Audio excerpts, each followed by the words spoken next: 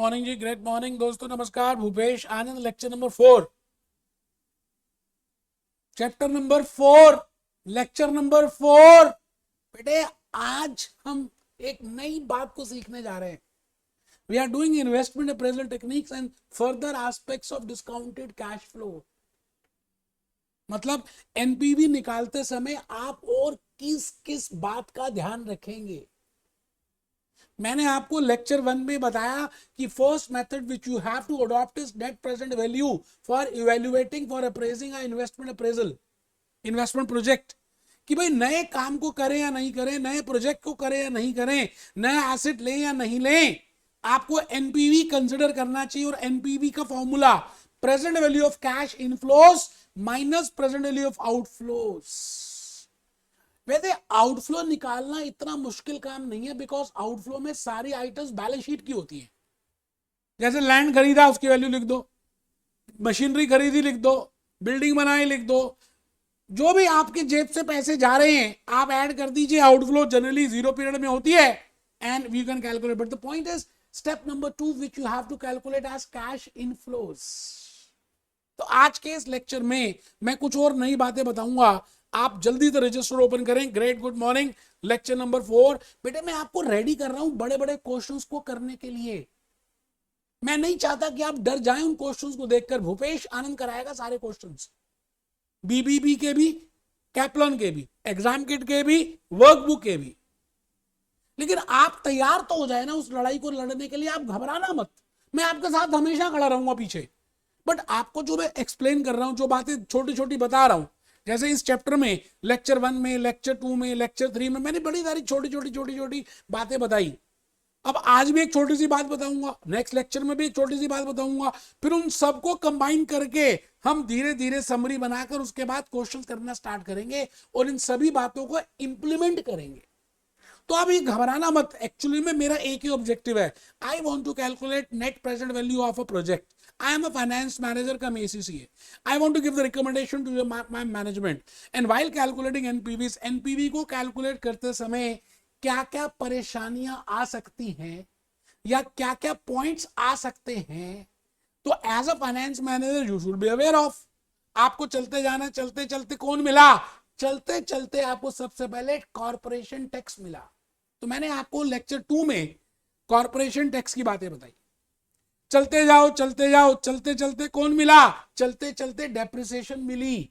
And in the last lecture I told you that what is the role of a depreciation, why we calculate tax saving or tax shield or tax allowance on depreciation, what is balancing charge and what is balancing allowance.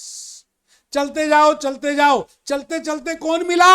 आज हम working capital की बात करेंगे। आपको चलते चलते working capital मिली। वैसे working capital मैंने ऑलरेडी बताया हुआ है, but because it is specifically given to you in your study material, तो इसलिए मैं थोड़ा सा आज उसके लिए एक सेपरेट लेक्चर ही ले रहा हूं। तो आप अपने रजिस्टर में लिखें जी, lecture number 4, chapter number 4, further aspects of discounted cash flows. Lecture number 4, chapter number 4, lecture number 4, chapter number 4, further aspects of discounted cash flows. बेटे हम कर रहे हैं ACCA skill level financial management F9।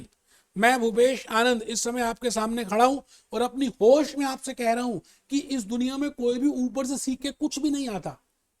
सब हम यहीं पे सीखते हैं। घबराना नहीं है, चलते रहना है, कोशिश करनी है, प्रैक्टिस करनी है। आपको चलना भी नहीं आता था, आप धीरे धीरे प्रैक्टिस करिए और आप चलना सीख गए। याद है वो दिन ए फॉर एप्पल में आपने कितने महीने लगा दिए थे कि ए फॉर एप्पल होता है, बी फॉर बनाना होता है, सी फॉर कैट होती है। तो आपको क्या लगता है एक दिन में सब कुछ समझ आ जाएगा आपको? बेटे आपको लगातार प्रैक्टिस करते रहना है। Practice makes the man, practice makes the women both perfect. आइए हम प्रैक्टिस की तरफ चलेंगे। कमर सीधी करके बैठेंगे यार, ढीले होकर नहीं बैठेंगे, बेड में लेट के नहीं पड़ेंगे। आप अपना फोन, मोबाइल फोन म्यूट कर देंगे और खुश रहेंगे। Be happy, B jolly, B cheerful. आइए सर इन बातों के साथ मैं आज से आपको 2-3 लेक्चर्स पहले लेके जा रहा हूं that whenever I want to appraise my investment, there are 3 steps which we are all aware of. Step number 1 is I will calculate total cash outflows. Step number 2 will be I will calculate total cash inflows. And step number 3 will be, I will be giving the recommendation on the basis of cash investment appraisal methods, which can be payback, which can be discounted payback, which can be NPV, which can be PI, which can be IRR, कुछ भी हो सकता है. ये 3 steps हैं बेटे. ये जो स्टेप है ना, ये ज्यादा मुश्किल नहीं है वैसे. आउटफ्लो में मतलब हम जो आइटम्स बैलेंस शीट में लेते हैं वो यहां पर आती हैं. इसमें टैक्स इफेक्ट इतना लेते ही नहीं, क्योंकि बैलेंस शीट की आइटम्स जो होती है वो कैपिटल होती है, उसमें टैक्स इफेक्ट नहीं होता. इसका मतलब ये हुआ कि अभी तक जो भी कैलकुलेशंस है, जो भी बातें मैंने बताई वो इनफ्लोस के लिए बताई, क्योंकि टैक्स का इंपैक्ट बताया जो लेक्चर 2 में, it is specifically for cash inflows. And then in the last lecture I told you about tax saving on depreciation. It is again for calculating cash inflows. वो जो आज मैं बताने जा रहा हूं बेटे, वो बैलेंस शीट, वो आउटफ्लो से रिलेटेड ही है. मतलब आज जो मैं बताऊंगा वो वर्किंग कैपिटल बताऊंगा. ठीक है जी. तो उसके बाद हम जब स्टेप नंबर 1 और 2 कर लेंगे तो स्टेप नंबर 3 से उसकी प्रेजेंट वैल्यू निकालकर वी विल रिकमेंड. तो आइए जी, आइए, कहानी किस्मत की शुरू हो रही है. आप सभी मेरी कहानी को ध्यान से देख रहे हैं. आप समझदार बच्चे हैं. जैसा जैसा मैं कह रहा हूं चुपचाप नोट कर रहे हैं. ज्यादा लॉजिक, ज्यादा दिमाग, ज्यादा चालाकी कुछ नहीं कर रहे. भूत प्रेत जब सो रहे होंगे क्या करोगे, क्या करोगे? हवन करेंगे, हवन करेंगे, हवन करेंगे. करो हवन, मटका बनाओ. मटका, हाँ, मटके में मैंने अभी अभी बताया आपको स्टेप नंबर 2 ये रहा. This is my step number 2. ये रहा मेरा स्टेप नंबर 2. ये रहा मेरा स्टेप नंबर 2. इसमें आप कैलकुलेट करेंगे total cash inflows. Total cash inflows कैसे निकालते हैं? मैंने आपको बताया था total cash inflows is equal to total of operating cash inflows plus terminal cash inflows. बस बस ध्यान से सुनते जाना. मेरी एक एक कड़ी, एक एक बात बड़ी प्रीशियस होगी. मैं आऊंगा उसी मुद्दे पे, लेकिन आपको लॉजिक समझाते समझाते समझाते समझाते वहां पहुंच जाऊंगा. यही तो कलाकारी है यार भूपेश आनंद की. तो आप ऊपर मटका बना चुके हो तो नीचे टाइमलाइन बनाएं. मैंने क्या किया, यहां पर प्लस लिखा, प्लस लिखा, प्लस लिखा, प्लस लिखा, प्लस लिखा, और यहां 2 प्लस लिख दिए और मटके बनाए छोटे छोटे. It means these are operating cash inflows. These are operating cash inflows. These are operating cash inflows. And this is terminal cash inflow. दोस्तों ध्यान से बेटे, प्यार से. मैंने कहा जी, एक तो होती है ऑपरेटिंग कैश इनफ्लो जो लगातार होती है, शुरू से ही होती है, फर्स्ट ईयर से लेकर एंड तक होगी, जब तक आप अपना धंधा चलाते रहते हो. Those inflows are operating cash inflows. And the inflow which only occurs at the end of the year, at the end of the project, that is named as terminal cash inflows, which we have seen so many times. तो मैंने नीचे लिखा जी cash inflows के 2 parts हो गए, operating cash inflows plus terminal cash inflows. Operating cash inflows के कुछ features लिखे, पता है तब भी, नहीं पता तब भी लिख लें. Which are recurring in nature, which is due to main धंधा, मेन धंधो, जो मेन धंधा है उससे जो आता है, ऑपरेटिंग एक्टिविटीज से जो आता है, उसको ऑपरेटिंग कैश इनफ्लो बोलते हैं. और operating cash inflow first year से लेके एंड ऑफ ईयर तक रहता है, जब तक प्रोजेक्ट रहता है. इसको निकालने के 2 तरीके हैं जो हमने लास्ट लेक्चर में सीखे थे, approach number 1 and approach number 2. Approach number 1 सीखी थी profit after tax plus depreciation, और दूसरी अप्रोच मैंने सीखी थी cash profit after tax plus tax saving on depreciation. बेटा इसको प्रूव भी किया था. ठीक है जी. तो आप लिखें जी recurring in nature, feature number 1 recurring in nature, feature number 2 which is due to main operations, main धंधा, धंधो, main धंधो, which is due to the operating activities. As we know that there are 3 activities. One is operating activity, second is investing activity, and third is financial activity. Now I am coming to terminal cash inflows, जो आज के lecture का मुद्दा है. Sir आज आपने बताया ना तो वर्किंग कैपिटल था. बेटे मुझे पता है, मुझे वर्किंग कैपिटल बताना था. आप झुक के बैठे हो ना, इसलिए आप रिलेट नहीं कर पा रहे कि जो मैं बताने जा रहा हूं वो धीरे धीरे धीरे धीरे वर्किंग कैपिटल की तरफ ही पहुंच रहा है. सीधे होकर बैठो, कमर सीधी करो. वर्किंग कैपिटल बताना था बेटे. मैंने कहा terminal cash inflows and of the project में होती हैं. सुनो सुनो सुनो गांव वालों, सुनो. Terminal cash inflows are always at the end of the project and it can be due to 2 reasons. 2 ही कारण हो सकते हैं टर्मिनल कैश इनफ्लोस के. पहला फर्स्ट रीजन, फर्स्ट, अच्छा पहले फीचर्स लिख लीजिए. Non recurring in nature and which is due to investing activities. ठीक है सर। अब मैं जो बताने जा रहा हूं ध्यान से, अभी मैं कारण बताऊंगा, आप आज के क्लास के लेक्चर का मुद्दा समझ लो। Impact of working capital, actually में it is a part of terminal cash inflow. तो मैंने कहानी शुरू की कैश इनफ्लो से। कैश इनफ्लो से मैं आया ऑपरेटिंग में, ऑपरेटिंग से आया टर्मिनल में, टर्मिनल से आया वर्किंग कैपिटल में। बेटे इतनी मेहनत कर रहा हूं कि आपको रिलेशनशिप साथ साथ पता चलती जाए। ऐसा ना हो कि अचानक कोई टॉपिक आया, मैंने पढ़ाया, चलो आगे। नहीं यार, अभी हम क्वेश्चंस करेंगे, सारी चीजों को यूज करके करेंगे। अभी इन्फ्लेशन का बताया मैंने, अभी सब बताऊंगा यार। आप लिखो जी पहले, impact of working capital on NPV. पहली बात, we have already discuss, you know, chapter number, हमने ऑलरेडी चैप्टर 7 से 10 तक वर्किंग कैपिटल डिस्कस कर लिया। क्योंकि मैं जनरली कहता हूं कि आप वर्किंग कैपिटल के बाद ही इन्वेस्टमेंट अप्रेजल की टेक्निक्स करें। तो मैंने आपको ऑलरेडी वर्किंग कैपिटल बताया, बड़े सारे वीडियोस यूट्यूब में भी डाले हैं, और मैं फिर बता रहा हूं, वर्किंग कैपिटल का मतलब है गाड़ी लेना एक बात, गाड़ी के अंदर पेट्रोल डालना अलग बात। आपको दो तरह के पैसे चाहिए, एक आपको मर्सिडीज परचेज करनी है, और दूसरा मर्सिडीज पानी से तो नहीं चलेगी, पेट्रोल से चलेगी। तो एक पेट्रोल के लिए पैसे चाहिए, पेट्रोल के लिए जो पैसे चाहिए दैट इज वर्किंग कैपिटल। तो जब आप नया प्रोजेक्ट लगाते हैं, जब नया एसेट खरीदते हैं, जब आप नई चीज शुरू करते हैं, नया प्रोडक्ट बनाते हैं, तो आपको एक तो कैपिटल इन्वेस्टमेंट होती है, और दूसरा उस मशीन को चलाने के लिए आपको कच्चा सामान चाहिए, रॉ मटेरियल चाहिए, लेबर के लिए पैसे चाहिए, फैक्ट्री ओवरहेड का खर्चा चाहिए। That something for smooth activities, for small short term nature, that is working capital. तो मैंने लिखा जी, वर्किंग कैपिटल का मतलब है funds required for smooth functioning of day to day activities. रोज धंधा, धंधो पानी, जैसे एक चाय बेचने वाला है, टी वेंडर, उसको रोज दूध के लिए, पानी के लिए, टी स्पून के, टी के लिए, टी लीव्स के लिए, शुगर के लिए, इलायची के लिए, अदरक के लिए, he requires different types of, you know, things, and for that he want working capital. Ready खरीदना अलग बात है, रेडी में चाय बनाने के लिए जो चाहिए वो वर्किंग कैपिटल है। आपको मैं पहले ये बता रहा हूं, working capital is equal to current assets minus current liabilities, we know that. Those assets which can be converted into cash within 12 months are current assets, and those which can be paid within 12 months are named as current liabilities. Those are the obligations, short term obligations. हमने already किया हुआ है। In order to run a show, मैंने कहा एक नया show चलाने के लिए, एक नया प्रोजेक्ट करने के लिए, आपको नए प्रोडक्ट बनाने के लिए, आप मुझे बताइए, it is important to introduce working capital. खाली मैंने ये नहीं कहा कि वर्किंग कैपिटल होगा तो ये कर देना, ये कर देना, ये कर देना, नहीं यार। पहले मैंने कहानी शुरू की कैश इनफ्लो से, धीरे धीरे मैं टर्मिनल पे आया। अभी टर्मिनल पूरा नहीं बताया, मैंने बताना है कि terminal cash inflow can be due to two reasons. अभी बताऊंगा, पहले आप इसको लिख लें। आप मुझे बताइए, आप जब नया मोबाइल फोन लेते हैं तो उसमें आपको कुछ और सॉफ्टवेयर डालने पड़ते हैं, कुछ आप स्क्रीन सेवर लेते हैं, कुछ आपको मतलब कुछ एंटीवायरस डालना पड़ता है, कुछ एप्स डालनी पड़ती हैं जो पुराने मोबाइल के कंपैरेटिवली नया मोबाइल जो आपने लिया, तो कुछ एडिशन में और भी वर्किंग कैपिटल की रिक्वायरमेंट होती है। उसमें बैटरी की रिक्वायरमेंट इतनी चाहिए कि भाई बैटरी चार्ज हो, उसमें नई एप्स आपको चाहिए, रिक्वायर्ड है, पेटीएम, भीम ऐप पे, आप समझ रहे हैं। तो मैं ये कहता हूं, जब आप नई मशीनरी परचेज करते हैं, तो जब उसकी नई मशीनरी क्यों खरीदी आपने? क्योंकि उसकी स्पीड अच्छी थी, क्योंकि उसमें प्रोडक्शन ज्यादा होती है। पुरानी मशीनरी थी, उसमें 10,000 यूनिट्स प्रोड्यूस करते थे, अब नई मशीनरी में 15,000 यूनिट्स प्रोड्यूस कर सकते हो।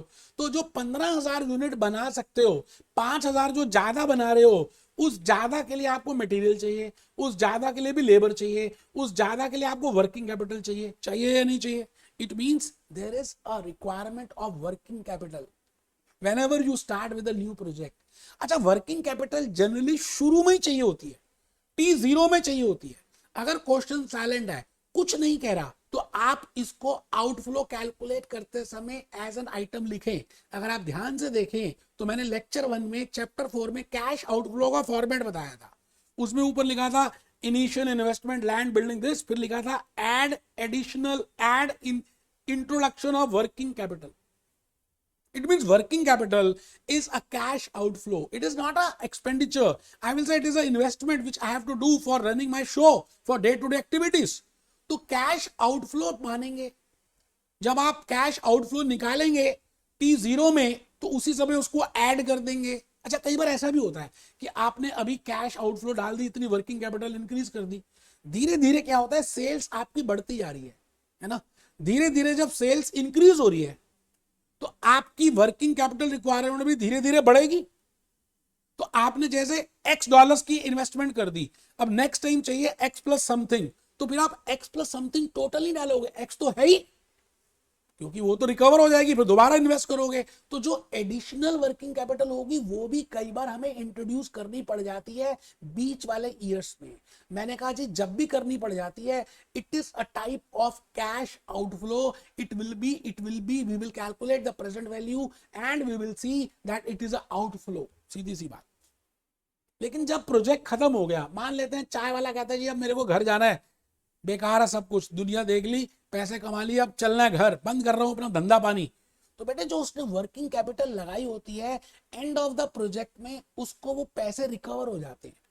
अच्छा, रिकवर तो हर साल हो रहे हैं, वो फिर इन्वेस्ट करता जा रहा है, but and of the project में वो दोबारा से इन्वेस्ट नहीं करेगा। It means he is doing recovery of working capital, उसको तो रिकवरी हो गई बेटे उस ईयर में, nth ईयर में, एंड में, that recovery of working capital is a terminal cash inflow. मैंने अभी बताना है कि टर्मिनल कैश इनफ्लो दो रीजन से होता है, सुनना जरा ध्यान से, कमर सीधी करके बैठो। पहला, रिकवरी ऑफ वर्किंग कैपिटल, क्योंकि जो पैसे आपने अभी तक पूंजी लगाई हुई थी अब वो पैसे आपको मिल गए, वापस आ गए। दूसरी बात, आपने जो एसेट सेल किया, क्योंकि जो एसेट बेचे, जैसे मैंने लास्ट लेक्चर में बताया था डेप्रिसिएशन का, बैलेंसिंग अमाउंट और बैलेंसिंग अलाउंस और balancing charge, year of disposal में जब आप एसेट बेचेंगे तो उससे भी तो जो सेल प्रोसीड्स होगी वो भी तो टर्मिनल कैश इनफ्लो में आएगी। तो इसका मतलब टर्मिनल कैश इनफ्लो में दो रीजंस होते हैं। Reason one, due to recovery of working capital, reason two, due to sale proceeds of the asset, but it is always at the end of the year. Getting my point? अब लिखे बेटा, अब लिखिए, बहुत सारी बातें समझ आ जाएंगी आपको। पहले लिखो, investment of working capital is a cash outflow. I have just told you in my discussion, working capital can be introduce at different time intervals. Working capital कभी भी इंट्रोड्यूस हो सकती है, कभी भी आपको पेट्रोल कभी भी फिलअप कराना पड़ता है। कई बार क्या होता है, आप खत्म कर देते, फिर नया, फिर टॉप अप, फिर टॉप अप, फिर top up. Generally outflow, generally शुरू में तो करते ही है और एंड में तो टर्मिनल होती है। अच्छा, स्टार्टिंग में T0 में आउटफ्लो है, एंड ऑफ द प्रोजेक्ट में इनफ्लो है।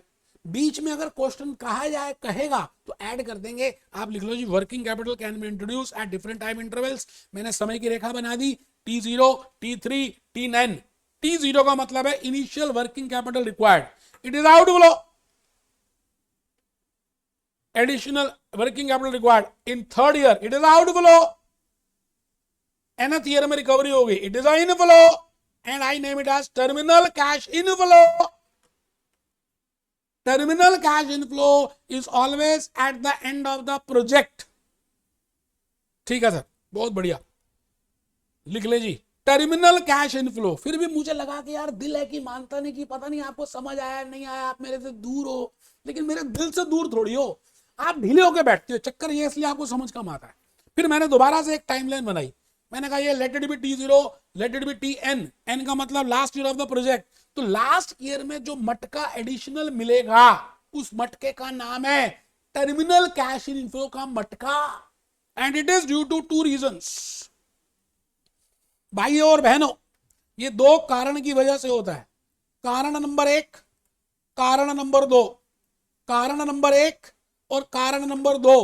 कारण number one, which I have just told you, that whenever you are closing your project, you will be recovering your working capital. Now there is no need to reinvest it again after the 5th year or after the 10th year or after the nth year. So due to recovery of working capital, this is the reason of terminal cash inflow. And the second reason is because you are closing your project, you will be selling your assets and you will be getting the sale proceeds from those assets. So that sale proceeds which you are getting from that, that is also a terminal cash inflow. Because I have just told you in the last lecture about balancing allowance and balancing charge. तो दो reasons होते हैं जी, इनको add कर दें भाइयों और बहनों,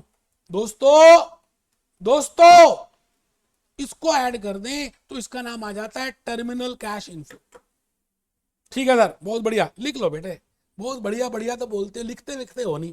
टर्मिनल कैश इनफ्लो, टाइमलाइन बिल्कुल ऐसे चित्र बनाओ, चित्र के रूप जैसी, I am preparing a flow chart just so that you can get a more idea, ठीक है जी, मटका बनाया। Terminal cash inflows can be due to two reasons, reason one due to recovery of working capital plus due to sale proceeds of asset sold subject to balancing amount, balancing allowance and charge which we have seen. Okay, अब मैं question के through आपको सारी बातें explain करना चाहता हूं कि भैया मैं कहना क्या चाह रहा हूं, वर्किंग कैपिटल का मतलब क्या है, हम कैसे कैलकुलेट करते हैं। आप अगर अपना कैपलॉन खोल लें, वैसे तो देखिए जी मैं कैपलॉन में सारे क्वेश्चंस आने वाले लेक्चर्स में कराऊंगा, लेकिन अभी क्योंकि टॉपिक से रिलेटेड है इसलिए मैं चाहता हूं कि आप एक बार इसको देख लेंगे ना टॉपिक से रिलेटेड, तो अभी अभी आपको वर्किंग कैपिटल की बात समझ आ जाएगी। बेटे मैं चाह रहा हूं कि आप test your understanding question number 7 को निकाल लें। बहुत ही बढ़िया सा है बेटे, बहुत बढ़िया। देखो इन्होंने बताया इनकॉर्पोरेटिंग वर्किंग कैपिटल, अब आपको ये सारी बातें समझ आ जाएंगी। आप इस क्वेश्चन को अपने सामने इस समय निकाल कर रख लें, ठीक है जी, नहीं है तो पढ़ लें, कोई टेंशन थोड़ी है। अ कंपनी एक्सपेक्ट्स, कंपनी सोच रही है, sales for the new project, नया प्रोजेक्ट, नए नवेली, नया नया क्या प्रोजेक्ट है जिसमें 2,25,000 रुपए की सेल हो जाएगी पहले साल और जो 5% से ग्रो करेगी हर साल। The project is expected to last, और 4 साल ये प्रोजेक्ट चलेगा। वर्किंग कैपिटल, वो कहता है जी हमें वर्किंग कैपिटल भी चाहिए जो 10% है किसका, सेल का, and needs to be in place at the start of each year. But natural है यार, वर्किंग कैपिटल तो शुरू में चाहिए होती है। क्वेश्चन ध्यान से पढ़ लो जी, वैसे मैंने अभी कराने हैं सारे क्वेश्चंस, ये क्वेश्चन तो खाली इसलिए करा रहा हूं, अभी हिंट दे रहा हूं कि वर्किंग कैपिटल से रिलेटेड है तो आपको समझ आ जाएगा। Calculate the working capital for incorporation into NPV, because we know that we have to calculate NPV, and when I say NPV there are 3 steps. Second step is inflows, and when I say inflows there are 2 steps, operating cash inflows and terminal, and when I say terminal there are 2 reasons. बेटे कहां से लेके कहां तक पहुंचा, इन्होंने फिर कम बताया होगा, मैंने तो इतना बता दिया कि आपको हर चीज लॉजिकली समझ आ जाए। बेटे इतना बताऊंगा तो आप बेशरम हो इतना करके जाओगे, मैं इतना बताऊंगा तो आप तो इतना करके जाओगे। बेटे फर्स्ट अटेम्प्ट में पास होना है, हमने बार बार फीस नहीं पे करनी। आइए क्वेश्चन पढ़ लिया क्या, अच्छा सर। अब आप ध्यान से मेरे को देखो, मैंने किस तरह से सॉल्व करने की कोशिश की। मैंने क्या लिखा, friends read the question sincerely, जो मैं क्वेश्चन जब कराऊंगा तो बताऊंगा फिर भी, एंड प्रिपेयर अ टाइमलाइन, समय की रेखा। मैं समय हूं, मैं रुकता नहीं, मैं चलता ही रहता हूं। T0, T1, T2, T3, T4, T5, ये T0 है, ये T5 है, ठीक है सर। प्रोजेक्ट 4 साल ही चला।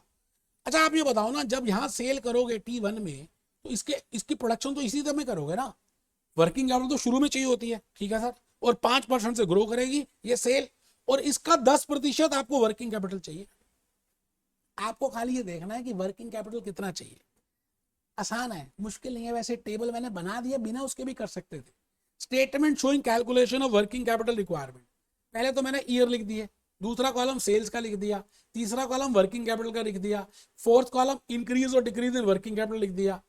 टेंशन ही नहीं है यार, मैंने जब कराना तब कराऊंगा, अभी खाली समझो वर्किंग कैपिटल निकालते क्यों है, कैसे निकालते हैं।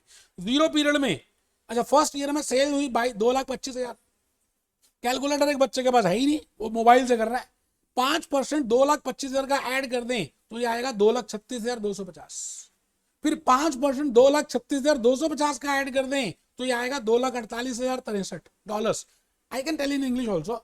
2,60,466 will be the sale. So firstly, I have calculated sales. आइए,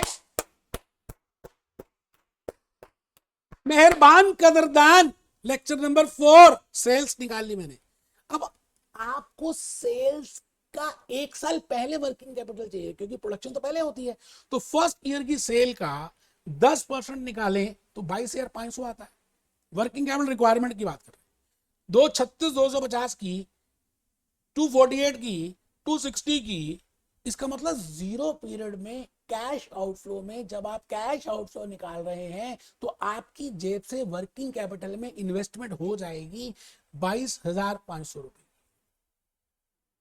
अच्छा सेकंड ईयर में आपको चाहिए 23,625, और बेटे जो पहले साल वाली वो तो रिकवर हो चुकी होगी, आप दोबारा री इन्वेस्ट कर दोगे, इसका मतलब 22,500 तो है ही, और आपको चाहिए 23,625 क्योंकि 10% ऑफ सेल्स, तो डिफरेंस देख लो 1,125 और चाहिए। इसका मतलब फर्स्ट ईयर में it will be again outflow, second year next year इसी तरह से मैंने ये निकाल दी, इसी तरह से ये निकाल दी। लेकिन फोर्थ ईयर में, ध्यान से बेटा, ध्यान से, फोर्थ ईयर में आप प्रोजेक्ट बंद करने वाले हो, and of the fourth year. अब नहीं यार, बोरी बिस्तरा लेके घर जाना है, बस हो गया यार।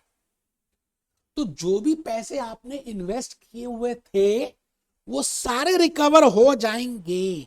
आपने फोर्थ ईयर तक कितने पैसे वर्किंग कैपिटल में डाले थे? 26,047, क्योंकि पहले तो आपने फर्स्ट ईयर में आपने डाल दिए थे 0.22,500, फिर आपने 1125 डाले, फिर 1181 डाले, फिर 1241 डाले। इसका मतलब टोटल आपने $26,041 की वर्किंग कैपिटल की इन्वेस्टमेंट कर दी है। अब फोर्थ ईयर में बोरिया बिस्तरा बंद कर रहे हो, तो बेटे जो पैसे थे वो रिकवर हो जाएंगे। मैंने मटका उल्टा कर दिया, मैंने मटका उल्टा कर दिया। It is named as terminal cash inflows.